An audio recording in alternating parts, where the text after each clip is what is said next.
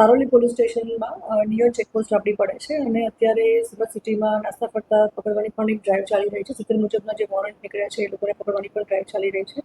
Body ઓફેન્સીસને control કરવા માટે થઈ અને અમારું કોમ્બિંગ અને વાહન ચેકિંગ અને નાકાબંધી પોઈન્ટ ઓલરેડી અમારું છેલ્લા 1 મહિનાથી કોન્સ્ટન્ટ ચાલુ છે. તે દરમિયાન અમારી પાસે બાતમી હકીકત મળેલ હતી કે અલગ અલગ માણસો જેનું નામ છે વિજય ગુંડિયા, જે પોતે સિમલિયા ખુર્દ જિલ્લો દાહોદ કથવારા પાસેનો રહેવાસી છે. વિજય બાબુભાઈ ગુડિયા, જે પોતે ગામ ગુડિયા દીવાનીવાડ ગરબાડાનો રહેવાસી છે, અને એની સાથેના એક બીજો ઇસમ, એમ કરી અને એ લોકો 3 જણા મંદિર ચોરી કરી અને કર્ણાટકથી આવી રહ્યા છે એવું અમારી પાસે ઇન્ફોર્મેશન હતી. અને જે અમારું જે નાકા પોઈન્ટ છે એમાં ચેકિંગ દરમિયાન જે આ વિજય છે અને ગુરજી છે એ બંને પાસેથી સોના અને ચાંદીના દાગીના અમને મળી આવેલા છે, જેમાં કર્ણાટકમાં એ લોકોએ મંદિર ચોરી કરેલી હતી, જેમાં કર્ણાટકમાં કોટે પોલીસ સ્ટેશનના ચિત્રદુર્ગ જિલ્લામાં મંદિર ચોરીની ફરિયાદ દાખલ થયેલી છે. બસવનગર પોલીસ સ્ટેશન દાવણગીરી જિલ્લો કર્ણાટકમાં પણ મંદિર ચોરીની ફરિયાદ દાખલ થયેલી છે. Dharwad town police station Hubli Dharwad જિલ્લો કર્ણાટક અને વિદ્યાનગર પોલીસ સ્ટેશન હુબલી ધારવાડ જિલ્લો કર્ણાટક, આ 4 જગ્યાએથી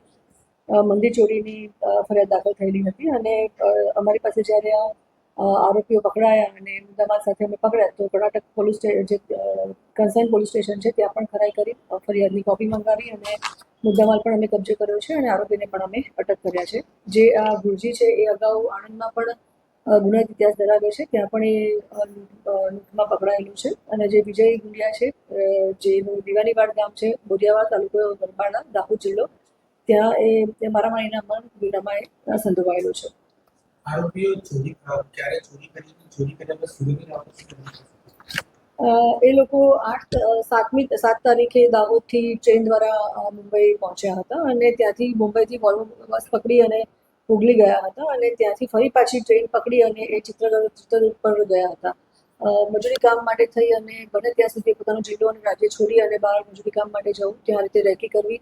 રેકી દરમિયાન જ્યાં પણ મંદિર દેખાય, કોઈ અટેન્ડન્ટ ઘર દેખાય, જ્યાં બંધ મકાન દેખાય, વેકેશન હતું તો જે સોસાયટીમાં બંધ મકાન છે ત્યાં પણ એ લોકો રેકી કરી અને નક્કી કરતા હતા કે કઈ જગ્યાએ ઇઝીલી આ રીતે ગરફોડ થઈ શકે એમ છે અથવા તો મંદિરમાં ચોરી થઈ શકે એમ છે.